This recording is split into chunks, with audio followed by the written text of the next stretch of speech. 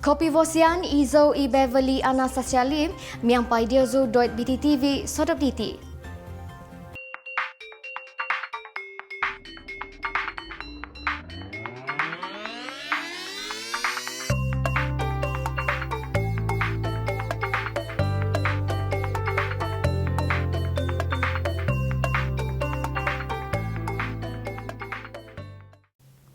Potensi ekonomi Sabah terus mendapat kepercayaan daripada syarikat antarabangsa Mizuho Bank dari Jepun. Institusi Kewangan Jepun Mizuho Bank menyatakan hasrat bekerjasama dengan Sabah Development Bank untuk membantu menarik pelabur dari negara matahari terbit itu melabur di negeri ini. Ketua Pegawai Eksekutif Mizuho Bank Malaysia Berhad, Sojiro Mizoguchi berkata, kerjasama tersebut membolehkan Mizuho Bank menjadi pemudah cara dengan membawa masuk pelabur dari Jepun ke Sabah dan menyediakan kemudahan kredit kepada mereka. Katanya hasrat berkenaan telah disampaikan kepada Ketua Menteri Datuk Seri Panglima Haji Muhammad Syafiee bin Haji Abdal ketika melakukan kunjungan hormat di pejabat beliau di Pusat Pentadbiran Negeri Sabah pagi tadi. I just met the Dato Sri, and we discussed about the potential business in here. So we are the Japanese bank, and we operate 30 years in Malaysia and 9 years in KL. And we try to invite the Japanese investor to Sabah. So, and we try to have some relationship with Sabah Development Bank and other networking here, so that we discuss about it with Chief Minister. Sojiro berkata Mizuho Bank telah beroperasi di Malaysia selama 30 tahun.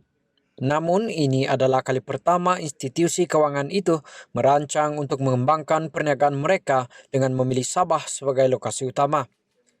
Katanya Mizuho Bank boleh menjadi jambatan kepada syarikat-syarikat dari Jepun yang mahu melabur ke Sabah untuk memanfaatkan sumber alam yang kaya di negeri ini. First, the Japanese investor how to invite the from Japan to here, right? That's the first point. And the credit transaction with Sabah State or Sabah Development Bank and some other arms. So we try to have something in here. So the Mizuho Bank, we focus on the corporate bank till now, but we try to expand our business in Malaysia. We try to contribute more in Malaysia. So that's the reason why we visit here. Mengulas tentang keadaan semasa COVID-19 yang mempengaruhi pertumbuhan ekonomi, katanya Sabah merupakan antara negeri yang berjaya mengawal wabak berkenaan dengan baik. The Malaysia is very nice, right? Rather than Japan, I think. And especially Sabah, so I passed the immigration before that, so they have some special arrangement, right, for COVID-19. So it's well managed in here.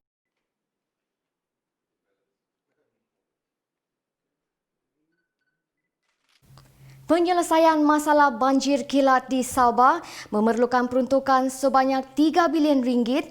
Namun sejak rancangan Malaysia ke-7 sehingga ke-11, Sabah hanya menerima peruntukan sebanyak 511 juta ringgit sahaja, kata Menteri Pertanian dan Industri Makanan Datuk John Swang. Menurutnya, di Penampang sahaja, peruntukan untuk projek mitigasi banjir memerlukan 600 juta ringgit. Bagaimanapun katanya, cabaran utama adalah kerajaan pusat harus menyalurkan peruntukan sewajar-wajarnya untuk membantu rakyat di Sabah agar mereka bebas daripada masalah banjir. Kawasan di Taau, kawasan di Sanakan, kawasan di Dalahan Datuk, kawasan di Kota Marudu, kawasan di Beaufort, belum lagi. Ini beberapa tempat yang kita sekarang bincang. Dan ini kita perlukan lagi 2.5 bilion. Saya rasa ini isu adalah sangat penting untuk Sabahan, and it's also very urgent matters for Sabahan to resolve this issue. So saya harap di sini kita boleh dapat perhatian daripada kerajaan persekutuan bahawa Sabah amat memerlukan peruntukan ini untuk kita teruskan membina infrastructure dan mitigation plan dia supaya kita boleh selesaikan masalah ini secara keseluruhan. Pada masa sama, satu garis panduan mengawal pembangunan perlu diwujudkan bagi mengurangkan kejadian banjir kilat di Sabah. Juns berkata antara pembangunan yang tidak dirancang baik adalah seperti Lebuh Raya Pan Borneo, pembukaan kawasan baharu khususnya di lereng-lereng bukit untuk tujuan pertanian padi bukit dan sebagainya. Juns berkata demikian dalam taklimat mengenai banjir kepada wakil rakyat dari Kota Kinabalu, Penampang dan Putatan siang tadi. Hadir sama dalam sesi taklimat itu ialah Ahli Parlimen Penampang, Datuk Daryl Liking, Ahli Dewan Undangan Negeri, Kapayan, Jenny Lasimbang, Adun Mayok Jennifer Lasimbang, Adun Likas Stanley Fat dan Adun Petagas Datuk Uda Sulai.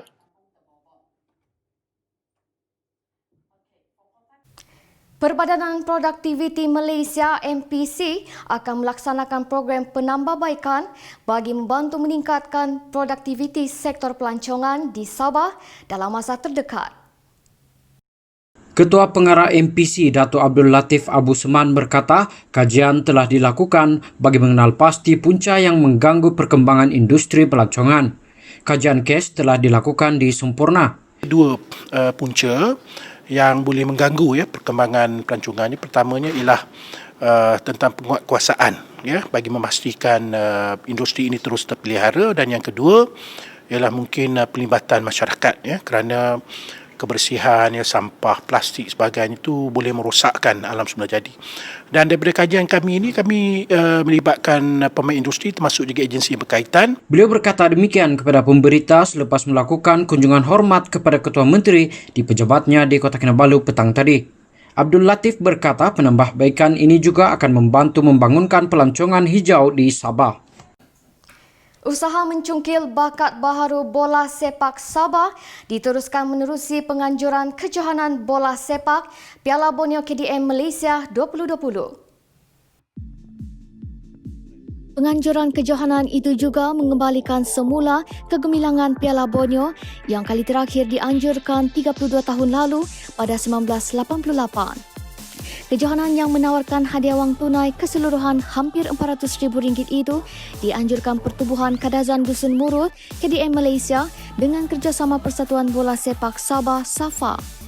Presiden SAFA Datuk Peter Anthony berkata, kejohanan itu dijangka bermula September atau Oktober ini dan terbuka kepada pasukan dari setiap daerah serta pasukan jemputan dari Kalimantan, Brunei dan Sarawak. Kejohanan ini akan membantu mencungkil bakat bola sepak terpendam di seluruh pelosok Sabah untuk digilap sebagai pasukan pelapis untuk membawa cabaran Sabah ke saingan bola sepak di peringkat kebangsaan dan antarabangsa kelab. Negeri Sabah ingin melahirkan pemain-pemain yang berkualiti dan memberi peluang kepada pasukan-pasukan ataupun pemain-pemain terutama daripada pelosok-pelosok daerah, sama ada daripada Selakan, daripada Keningau, daripada Tawau, daripada Pensiangan, Tenam dan sebagainya. Dan inilah sebenarnya tujuan kita, oleh kerana selama 2 tahun kita tidak mempunyai liga di peringkat negeri, dan keputusan yang kita buat ini adalah 2 kejohanan, 2 piala. Utamanya ialah Piala Borneo. Kejohanan bola sepak Piala Borneo KDM Malaysia 2020 menawarkan hadiah wang tunai RM150,000 untuk juara dan RM80,000 untuk naib juara. Manakala tempat ketiga akan menerima hadiah wang tunai RM50,000. Piala FA kejohanan itu menawarkan hadiah wang tunai RM50,000 untuk juara dan RM20,000 untuk naib juara. Untuk rekod, Piala Borneo dianjurkan buat kali pertama pada 1962 dan menjadi kejohanan paling berprestij di Kepulauan Borneo ketika itu, melibatkan pasukan Sabah, Sarawak dan Brunei. Kali terakhir penganjurannya pada 1988. Kita maklum dan tahu bahawa kejohanan ini bukanlah kejohanan yang kecil. Jika dibandingkan di peringkat Asia sekalipun, ini adalah dikategorikan yang antara yang terbesar di Asia. Tidak ada satu liga di Asia ini yang berkedudukan di peringkat negeri ini sebesar dengan penganjuran seperti mana yang telah kita anjurkan di peringkat negeri Sabah ini, maupun di Kuala Lumpur maupun di Sarawak. Tidak pernah diadakan, dan ini adalah satu sejarah bagi negeri Sabah, terutama kepada pertubuhan KDM yang banyak menyumbang kepada bola sepak negeri Sabah. Menyentuh mengenai persiapan mengharungi saingan Liga Super yang dijangka bermula 1 September ini, Datuk Peter berharap cadangannya kepada Persatuan Bola Sepak Malaysia FAM agar jadual perlawanan distrukturkan semula dapat dipertimbangkan. Penstrukturan semula jadual Liga Super itu adalah untuk mengurangkan kekerapan perjalanan ke Semenanjung Malaysia bagi perlawanan di gelanggang lawan untuk mengelakkan risiko jangkitan COVID-19 dan meringankan bebanan kos. Oleh kerana kedudukan yang kita alami pada ketika ini berlainan dengan sebelumnya, ya, selain daripada mencegah kedudukan kesihatan COVID, kita juga terpaksa berhati-hati dengan pemain-pemain kita di dalam masa bermain di luar. Jadi kita mencadangkan kepada Persatuan Bola Sepak Malaysia supaya apalah kiranya untuk kita, sekiranya ada perlawanan itu disusun baik. Kalau satu perjalanan ini kita akan habiskan perlawanan di suatu masa, seperti kalaulah satu perjalanan ke Kuala Lumpur untuk berlawan dengan pasukan lain, jadi sekurang-kurangnya ia ditetapkan 1 atau 2, 3 pasukan yang ada di sana. Oleh kerana bagi menjaga kedudukan COVID ini kita terpaksa mengurangkan perjalanan ini.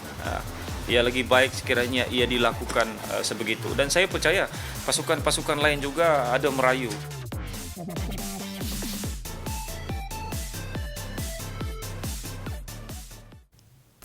Pertubuhan Kinabalu Progresif Bersatu APCO, bahagian pensiangan masih kukuh, kata ketua bahagiannya Jubilin Kilan. Ketua bahagiannya Jubilin Kilan berkata, majoriti ahli jawatan kuasa APCO pensiangan masih setia terhadap pucuk kepimpinan parti yang diterajui oleh Presiden APCO Datuk Seri Panglima Wilfred Madius Tangau. Saya Ketua Bahagian APCO pensiangan memberi kenyataan bahawa parti APCO di pensiangan masih setia kepada pucuk pimpinan parti. Kami menafikan sekeras-kerasnya dakwaan bahawa parti Star yang mengatakan APCO pensiangan telah lumpuh. Justru di sini bersama-sama dengan saya seluruh AJK bahagian APCO pensiangan sekali lagi mengulangi pendirian dan terus menyatakan sokongan penuh terhadap kepimpinan Datuk Seri Panglima Wilfred Madius Tangau selaku Presiden APCO. Beliau berkata demikian kepada media selepas mengadakan kunjungan hormat kepada Madius di Ibu Pejabat APCO di Penampang hari ini. Jubilin hadir bersama 25 AJK bahagian termasuk sayap pergerakan pemuda, wanita dan generasi muda. Sementara itu, Madius memaklumkan penghijrahan beberapa ahli APCO pensiangan ke STA sebenarnya tidak menggambarkan situasi sebenar seperti yang digembar-gemburkan di media sosial. Kita telah meminta pengesahan apa sebenarnya yang telah berlaku dan apakah benar mereka yang telah keluar ini. Jadi kita telah meminta pengesahan dan memang benar ada yang telah keluar. Namun demikian, majoriti AJK bahagian masih lagi bersama-sama dengan APCO dan tidak perlu disusun semula. Hanya bahagian perlu buat pelantikan untuk mengganti mereka yang telah keluar daripada parti. Berkenaan dengan alasan-alasan yang telah dinyatakan, bagi kita itu semua adalah kenyataan politik lah. Hadir sama Setiausaha Agung APCO Nelson Winches Anggang dan Setiausaha Eksekutif Ibu Pejabat APCO Jairayas Joseph.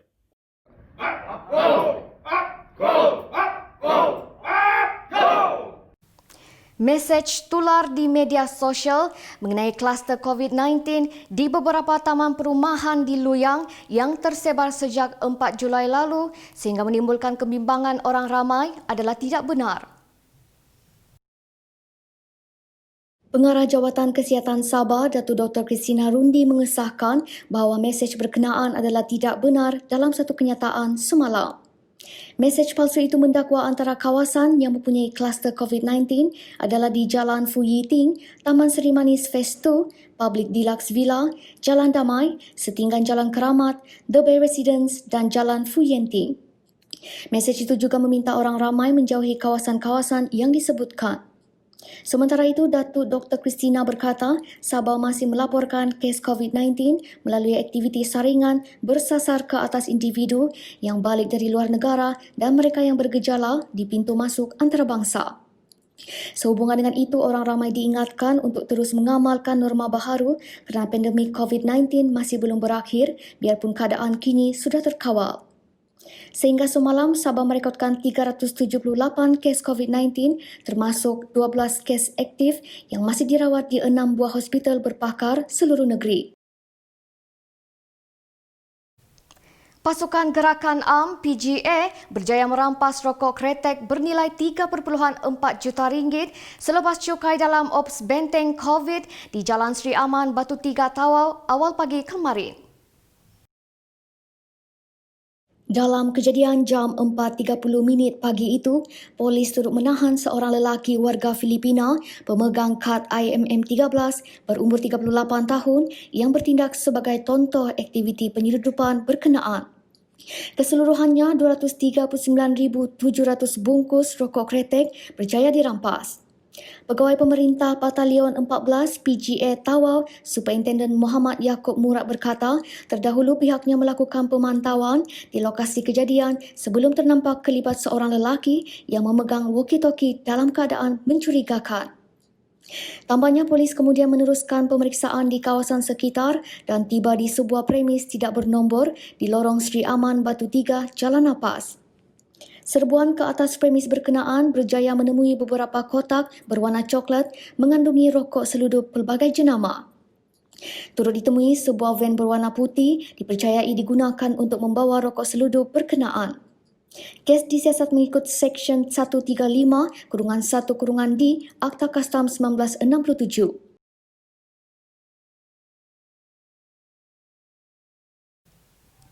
Hari ini bermula banci penduduk dan perumahan 2020. Kita ikuti pesanan Ketua Menteri Datuk Seri Panglima Haji Muhammad Syafiee bin Haji Abdal.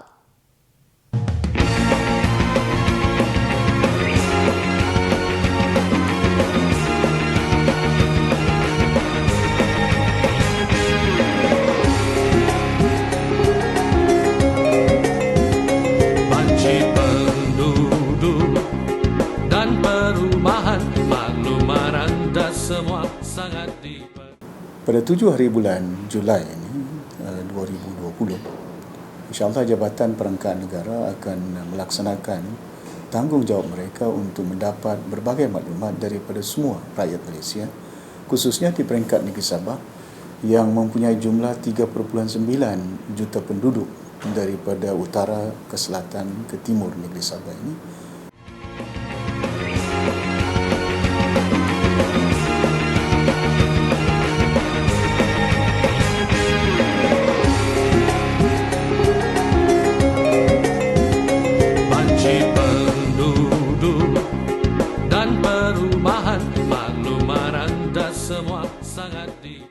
Jadi saya berharap dalam usaha untuk mendapatkan pengkalan data ini, semua pihak akan dapat bekerjasama sebaik mungkin untuk membolehkan supaya data ini akan dapat dimanfaatkan sebaik mungkin. Ketua Hwadan Misomo Tokovago.